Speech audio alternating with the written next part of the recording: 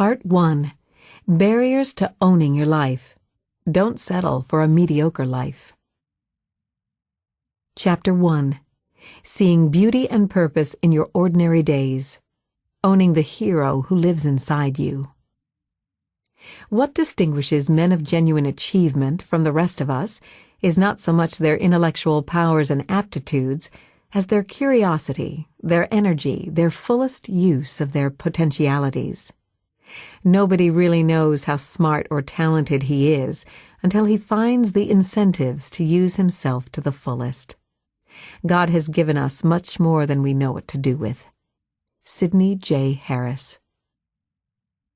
The people who know their God will display strength and take action. Daniel 11, verse 32. Standing to my full height, I pranced down the imaginary platform in my den, acting out the time when I would be crowned Miss America. As with many girls born in the 1950s, watching this contest on television had become a yearly ritual. Even as a little girl posing as a beauty queen, I knew in my heart I was born to become someone significant.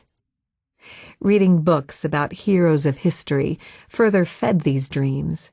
Whether Florence Nightingale, braving the filthy trenches of war to save lives, or Madame Curie, who helped pave the way for new cancer treatments, I was right there with them in the story, visualizing how I would help save my world in some small way.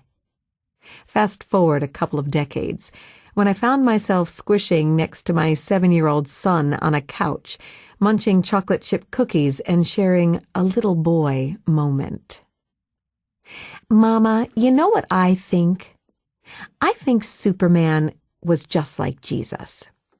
He came from a far-off place to save his world. I think I am going to be Superman when I grow up because I am going to do something to save my world. Sitting up straighter with his chest puffed out, Nathan said, "You know what? Superman is inside me, just waiting to come out." Perhaps all children anticipate how they might fulfill some great destiny in their lifetimes. I believe there is also a heroine in each of our hearts, waiting to come out. Yet somewhere along the pathway of our lives, we lose our innocence, forget our dreams, and succumb to a life filled with monotony and responsibility. I remember pondering this very thought when I was a young wife and mother feeling stuck at a particular moment. I wondered how I had gotten there, since I had always hoped to do something of significance. As a young adult, mission work had taken me to many exciting cities. I had moved to communist countries throughout Eastern Europe, meeting secretly with people to teach them the truths of the Bible and to train them to share faith in their own countries. As a single missionary, I lived in Vienna, Krakow, and Warsaw. After Clay and I married, we moved to Vienna, and then I worked in Long Beach, Denver, and Nashville. Being a part of so many urban communities gave me a taste for city life. Having friends from many backgrounds and cultures brought me great pleasure and stimulation. A charming coffee shop was always just a 15-minute walk or drive away. We regularly dined at cafes and restaurants with international cuisine, but our lives were about to drastically change. When our children were young, Clay and I began dreaming of starting a publishing company and family ministry. To fulfill that vision, we moved with our 3 oldest children, who were 11, 8, and 6, from Nashville to my mother-in-law's house. Our new home was located in a tiny town of 712 people, 45 minutes away from the nearest grocery store with fresh food or a loaf of whole grain bread. Life in this tiny old town left me feeling disoriented and frustrated. The temperature surpassed 100 degrees almost every day, and chiggers, those tiny bugs, chewed on my children and me every time we went outdoors, leaving countless itching bumps. The only place to shop was a little convenience store 2 miles away in town, and it smelled like grease from all the fried chicken sold there. We had no babysitters, no friends, not even a church or library, and the graduating class at the local school was 7, in a good year. There was no coffee shop or cafe, and we didn't have money to afford eating out anyway. Paying for groceries, clothing, and doctor's bills devoured our small income. Goodwill and secondhand stores were my only shopping options, and then only if we had a few dollars left at the end of the month and could make the long drive to a bigger town. My mother-in-law's house was laid out in such a way that our kids could make a circular path through it, starting in the living room, going through our bedroom, then continuing through the hallway to the kitchen, and finally reaching the living room again. Round and round they would run. One day, not long before I had my fourth child, I was sitting on the floor of our bedroom in front of a small couch. I guess I was hidden from the children's view, because when they ran their standard route, they came in one door and went out the other while calling, "Mama! Mama, where are you?" When I realized they couldn't see me, but only the back of the couch, I did not answer. There I was, an adult in my early 40s, hiding behind the couch and hoping my children would not find me. As I sat on the floor, I was Eeyore, living under clouds of woe is me. My mind scanned the past year and came up with a number of disturbing memories. My 2 miscarriages, one in which I had almost died, the packed boxes and messes all around us, our regular encounters with spiders or snakes, a mother-in-law who hovered and followed me around the house as I worked and cooked, 3 kids who would not go outside and play in the scorching heat, and the squishy squash bugs on our outside plants in what was supposed to be my country garden. On top of that, I had no nearby friends or support systems, and did I mention no strong cup of coffee?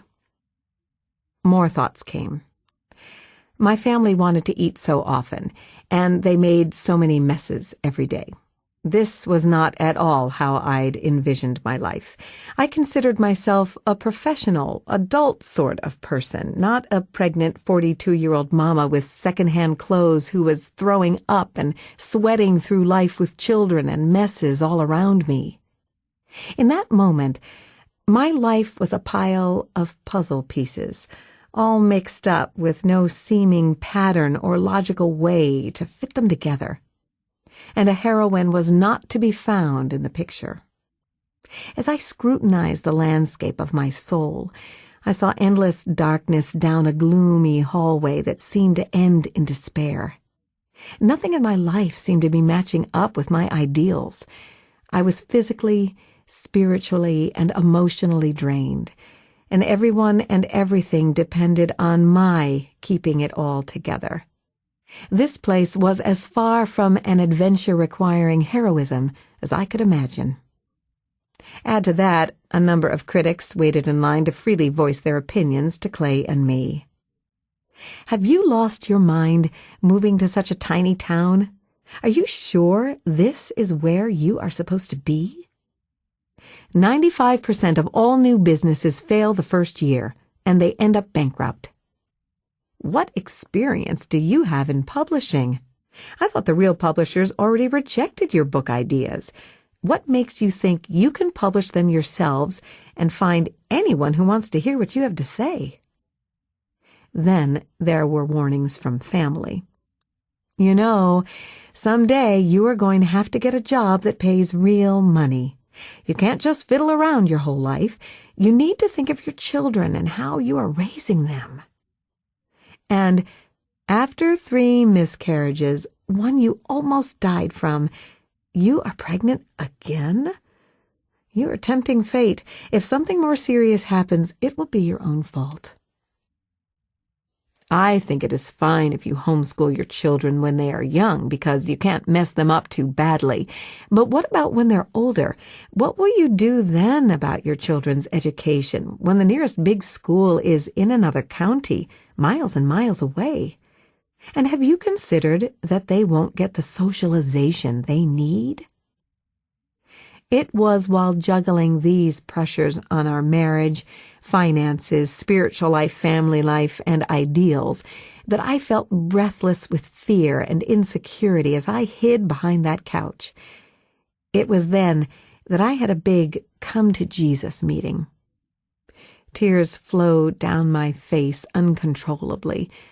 Miraculously, no one found me.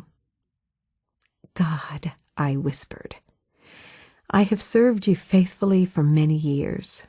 What am I doing here? Life is so hard. This place doesn't suit my personality, and my mother-in-law is no Naomi. Does it really matter that I have served you as best I know how all of these years?